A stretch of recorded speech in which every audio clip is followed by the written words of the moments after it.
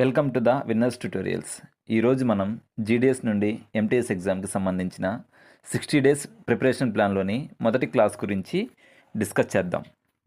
GDS నుండి MTS సిలబస్లోని మొదటి topic అయిన ఆర్గనైజేషన్ ఆఫ్ డిపార్ట్మెంట్ గురించి డీటెయిల్డ్గా ఈ వీడియోలో తెలుసుకుందాము. మొదటగా మనం పిఓ గైడ్ గురించి బ్రీఫ్గా తెలుసుకుందాము. పిఓ గైడ్ని టోటల్గా 4 పార్ట్స్గా విభజించారు. అందులో మొదటిది part 1, rules and regulations relating to the inland post. మన ఎంటీఎస్ సిలబస్లోని 50% సిలబస్ ఈ పార్ట్ 1 నుండే ఉంటుంది. ఈ పార్ట్ 1ను మనం జాగ్రత్తగా చదువుకుంటే ఈ పార్ట్ 1లో మంచి స్కోర్ మనం సాధించవచ్చు. Next part 2, rules and regulations relating to the foreign post. ఈ పార్ట్ 2 అనేది ఎంటీఎస్ సిలబస్లో లేదు, కానీ ఎవరైతే ఎంటీఎస్ లేదా పోస్ట్మెన్ నుండి పిఏ ఎగ్జామ్కి ప్రిపేర్ అవుతారో వాళ్ళు ఈ పార్ట్ 2ను ఖచ్చితంగా చదవాలి. నెక్స్ట్ పార్ట్ 3, ఇందులో లిస్ట్ ఆఫ్ పోస్ట్ ఆఫీసెస్ గురించి ఉంటుంది. అనగా మన ఇండియాలో టోటల్ ఎన్ని పోస్ట్ ఆఫీసులు ఉన్నాయో ఆ పోస్ట్ ఆఫీస్ మొత్తం డీటెయిల్స్ ఈ పార్ట్లో మనకి లభ్యమవుతాయి. నెక్స్ట్ పార్ట్ 4, ఇందులో post office savings bank and post office savings schemes గురించి మనకి పూర్తి వివరాలు అందుబాటులో ఉంటాయి. పిఓ గైడ్ 7 సెక్షన్స్ని కలిగి ఉండి క్లాస్ నెంబర్ 1 నుండి క్లాస్ నెంబర్ 273 వరకు ఉంటాయి. వాటిని కొంచెం డీటెయిల్గా చూద్దాం. Section 1 general rules, class number 1 నుండి క్లాస్ నెంబర్ 95 వరకు. Section 2 letter and parcel post గురించి, క్లాస్ నెంబర్ 96 నుండి క్లాస్ నెంబర్ 197 వరకు. Section 3 official postal article, class number 198 నుండి class number 208. Section 4 prohibited postal articles, ఇందులో క్లాస్ నెంబర్ 209 నుండి 214 వరకు. Section 5 money orders, class number 215 నుండి 254 వరకు. సెక్షన్ 6 ఫిలాటలీ, ఇందులో క్లాస్ నెంబర్ 255 నుండి 259 వరకు. లాస్ట్ సెక్షన్ 7, ఇందులో పిఎల్ఐ గురించి ఉంటుంది. క్లాస్ నెంబర్ 260 నుండి 273 వరకు ఉంటాయి. ఈ సెక్షన్స్ గురించి క్వశ్చన్స్ ఎలా వస్తాయో ఒకసారి చూద్దాం. Which of the following section deals official postal articles? ఆప్షన్స్లో section 1, section 2, section 3, section 4. Correct answer is section 3. అలాగే which of the following section of the PO guide part 1 deals with postal life insurance? Options section 4, section 5, section 6, section 7. Correct answer is section 7. మనం వీటిని కూడా ఎందుకు డీటెయిల్గా నేర్చుకోవాలంటే 2026లో 8th pay commission యొక్క recommendations అమల్లోకి వస్తాయి. అప్పుడు ఎంటీఎస్ శాలరీ మినిమం 40,000గా ఉండొచ్చు. కాబట్టి కాంపిటీషన్ హెవీగా ఉంటుంది. కాబట్టి మనం ఈ క్లాసెస్ని కొంచెం డీటెయిల్గా నేర్చుకుందాం. ఆర్గనైజేషన్ టాపిక్లో మొదటి క్లాస్ అయిన కంట్రోల్ గురించి ఈ వీడియోలో డిస్కస్ చేద్దాం. Postal department comes under ministry of communications. ప్రస్తుతం శ్రీ జ్యోతిరాదిత్య మాధవరావు స్కిందియా గారు కమ్యూనికేషన్ మినిస్టర్గా వ్యవహరిస్తున్నారు. అలాగే కమ్యూనికేషన్స్ సహాయ మంత్రిగా శ్రీ చంద్రశేఖర్ పెమ్మసాని గారు వ్యవహరిస్తున్నారు. మన డిపార్ట్మెంట్ ఆఫ్ పోస్ట్స్కి అపెక్స్ మేనేజ్మెంట్ బాడీగా పోస్టల్ సర్వీస్ బోర్డ్ వ్యవహరిస్తుంది. ఈ పోస్టల్ సర్వీస్ బోర్డులో ఒక చైర్మన్తో పాటు మరియు 7 మెంబర్స్ ఉంటారు. ప్రజెంట్ ఈ పోస్టల్ సర్వీస్ బోర్డు యొక్క చైర్మన్ మరియు మెంబర్స్ యొక్క వివరాలు తెలుసుకుందాము. ప్రస్తుతం శ్రీ వందితా కౌల్ గారు మనకు సెక్రటరీ ఆఫ్ డిపార్ట్మెంట్ ఆఫ్ పోస్ట్స్గా వ్యవహరిస్తున్నారు. వీరు మన హెడ్ ఆఫ్ ద డిపార్ట్మెంట్ మరియు chairman of the postal service బోర్డుగా వ్యవహరిస్తారు. అలాగే డైరెక్టర్ జనరల్ పోస్టల్ సర్వీస్గా శ్రీ జితేంద్ర గుప్తా గారు వ్యవహరిస్తున్నారు. వీరు అడ్మినిస్ట్రేటివ్ హెడ్ ఆఫ్ ద డిపార్ట్మెంట్గా కూడా మనకు వ్యవహరిస్తారు. అలాగే శ్రీ మంజు కుమార్ పర్సనల్ విభాగానికి మెంబర్గా వ్యవహరిస్తున్నారు.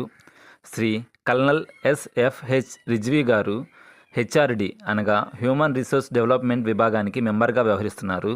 అలాగే శ్రీ సుబ్రాజ్ దాస్ వీరు టెక్నాలజీ విభాగానికి మెంబర్గా వ్యవహరిస్తున్నారు. అలాగే మిస్ వీణా రామకృష్ణ శ్రీనివాస్ గారు ఇన్ఫ్రాస్ట్రక్చర్ విభాగానికి మెంబర్గా వ్యవహరిస్తున్నారు. అలాగే మిస్ మనీషా సిన్హా గారు ఫైనాన్షియల్ సర్వీసెస్కి మెంబర్గా వ్యవహరిస్తున్నారు. నెక్స్ట్ నీరజ్ కుమార్ గారు సర్వీస్ క్వాలిటీ అండ్ మార్కెటింగ్ విభాగానికి మెంబర్గా వ్యవహరిస్తున్నారు. నెక్స్ట్ శ్రీ హర్ప్రీత్ సింగ్ ఆపరేషన్స్ విభాగానికి మెంబర్గా వ్యవహరిస్తున్నారు. పోస్టల్ సర్వీస్ బోర్డ్ మెంబర్స్ కాకుండా మనకి 2 పర్మనెంట్ ఇన్వైటీస్ ఉంటారు. వారు ఎవరనగా మొదటగా డీజీ గారు, అలానే రెండో వారు అడిషనల్ సెక్రటరీ మరియు ఫైనాన్షియల్ అడ్వైజర్గా వ్యవహరించేవారు 2 పర్మనెంట్ ఇన్వైటీసీగా ఉంటారు. అలాగే సెక్రటరీ టు ద పిఎస్బిగా వ్యవహరించేవారు కూడా ఈ పోస్టల్ సర్వీస్ బోర్డులో భాగంగా ఉంటారు. ప్రస్తుతం డాక్టర్ సచిన్ మిట్టల్ గారు ఈ సెక్రటరీ టు ద పోస్ట్ పిఎస్బిగా వ్యవహరిస్తున్నారు. పరిపాలనా సౌలభ్యం కోసం భారత తపాలా శాఖను 23 సర్కిల్స్గా విభజించారు. ఈ 23 సర్కిల్స్ యొక్క హెడ్ క్వార్టర్సు మరియు ఆ సర్కిల్ యొక్క పరిధి గురించి పూర్తి వివరాలు తెలుసుకుందాము. Andhra Pradesh postal circle Vijayawada head క్వార్టర్స్గా కలిగి ఉండి ఆంధ్రప్రదేశ్ రాష్ట్రం మొత్తం మరియు కేంద్రపాలిత ప్రాంతమైన యానాం కూడా ఈ ఆంధ్రప్రదేశ్ పోస్టల్ సర్కిల్ కిందకే వస్తుంది. Assam postal circle head quarters Guwahati. Bihar postal circle head quarters Patna. Chhattisgarh postal circle head quarters Raipur. Delhi postal circle head quarters New Delhi. Gujarat postal circle head quarters Ahmedabad. ఈ గుజరాత్ పోస్టల్ సర్కిల్ పరిధిలోకి గుజరాత్ రాష్ట్రంతో పాటుగా డామన్, డయ్యూ, దాద్రా నగర్ హవేలీ కూడా ఈ గుజరాత్ పోస్టల్ పరిధిలోకి వస్తాయి. Haryana postal circle head quarters Ambala. Himachal Pradesh postal circle head quarters Shimla. Jammu and Kashmir postal circle head quarters Srinagar. Jharkhand postal circle head quarters Ranchi. Karnataka postal circle head quarters Bengaluru. Kerala postal circle head quarters Thiruvananthapuram. ఈ Kerala postal circle పరిధిలో కేరళ రాష్ట్రంతో పాటుగా కేంద్రపాలిత ప్రాంతాలైన లక్షద్వీపులు మరియు మాహే కూడా ఈ కేరళ పోస్టల్ సర్కిల్ పరిధిలోకే వస్తాయి. Madhya Pradesh postal circle headquarters Bhopal. Maharashtra postal circle headquarters Mumbai. ఈ మహారాష్ట్ర పోస్టల్ సర్కిల్ పరిధిలోకి గోవా రాష్ట్రం కూడా వస్తుంది. North eastern postal circle headquarters Shillong. ఈ సర్కిల్ పరిధిలోకి 6 రాష్ట్రాలు వస్తాయి. అవి ఏమనగా Arunachal Pradesh, Manipur, Tripura, Meghalaya, Mizoram, Nagaland. Orissa postal circle headquarters Bhubaneswar. Punjab postal circle headquarters Chandigarh. ఈ సర్కిల్ పరిధిలోకి కేంద్రపాలిత ప్రాంతమైన చండీగఢ్ కూడా వస్తుంది. Rajasthan postal circle head quarters Jaipur. Tamil Nadu postal circle head quarters Chennai. ఈ సర్కిల్ పరిధిలోకి తమిళనాడు రాష్ట్రంతో పాటుగా కేంద్రపాలిత ప్రాంతమైన పాండిచ్చేరి కూడా వస్తుంది. Telangana postal circle head quarters Hyderabad. Uttar Pradesh postal circle head quarters Lucknow. Uttarakhand postal circle head quarters Dehradun. West Bengal postal circle head quarters Kolkata. ఈ సర్కిల్ పరిధిలోకి వెస్ట్ బెంగాల్ రాష్ట్రంతో పాటుగా సిక్కిం మరియు అండమాన్ నికోబార్ ఐలాండ్స్ కూడా ఈ వెస్ట్ బెంగాల్ పోస్టల్ సర్కిల్ కిందకే వస్తాయి. ఒక పోస్టల్ సర్కిల్ హెడ్గా చీఫ్ పిఎంజీ గారు వ్యవహరిస్తారు. అలాగే ఒక పోస్టల్ రీజియన్ హెడ్గా పోస్ట్ మాస్టర్ జనరల్ గారు వ్యవహరిస్తారు. వీరినే కామన్గా మనం పిఎంజీ అని పిలుస్తాము.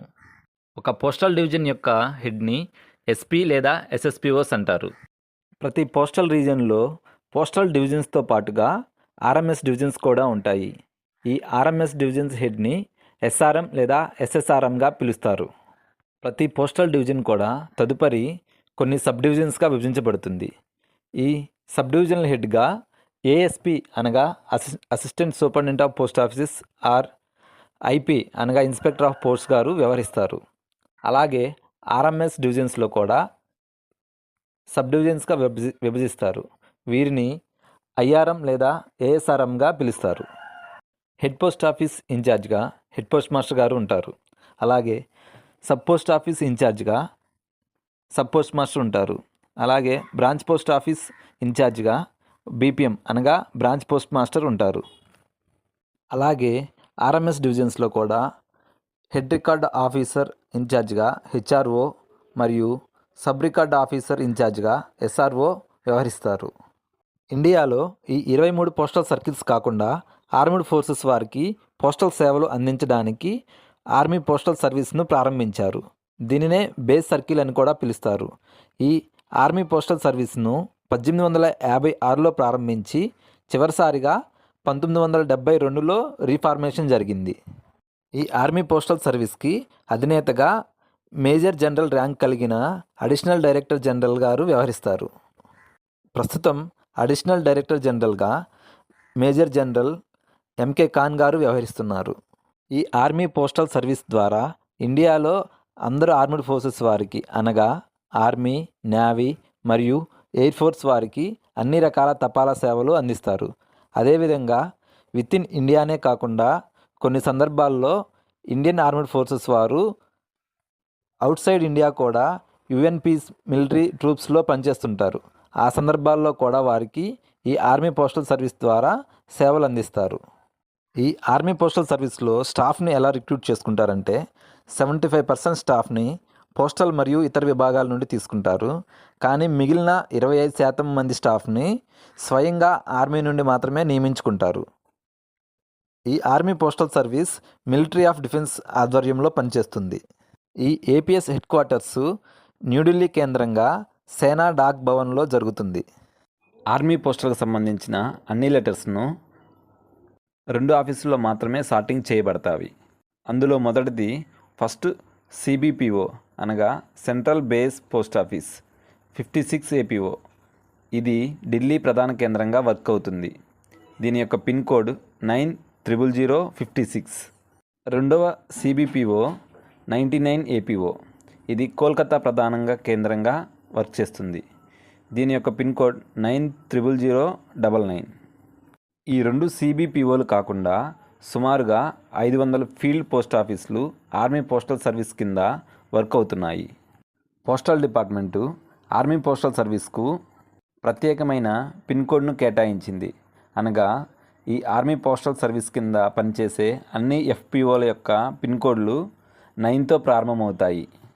ఆర్మీ పోస్టల్ సర్వీస్లో స్టాఫ్ యొక్క ట్రైనింగ్ కొరకు ఒక ప్రత్యేకమైన ట్రైనింగ్ సెంటర్ను నెలకొల్పారు. ఇది కామ్టే అనే ప్రదేశంలో నాగపూర్ కేంద్రంగా కలదు. అలాగే ఏపీఎస్ కాకుండా ఆపరేషనల్ పోస్టల్ డిపార్ట్మెంట్లో ఉన్న ఎంప్లాయీస్ కొరకు వాళ్ళకి ట్రైనింగ్ ఇవ్వడానికి పోస్టల్ ట్రైనింగ్ సెంటర్స్ కూడా కలవు. ఇవి మొత్తం 6 కలవు. వాటి వివరాలు చూద్దాం.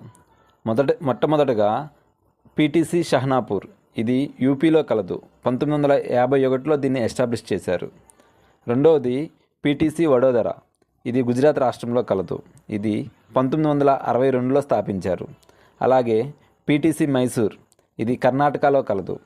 1965లో దీన్ని ప్రారంభించారు. అలాగే పీటీసీ దర్భంగా. ఇది బీహార్లో కలదు. ఇది 1966లో ప్రారంభించారు. అలాగే పీటీసీ మదురై. ఇది తమిళనాడులో కలదు.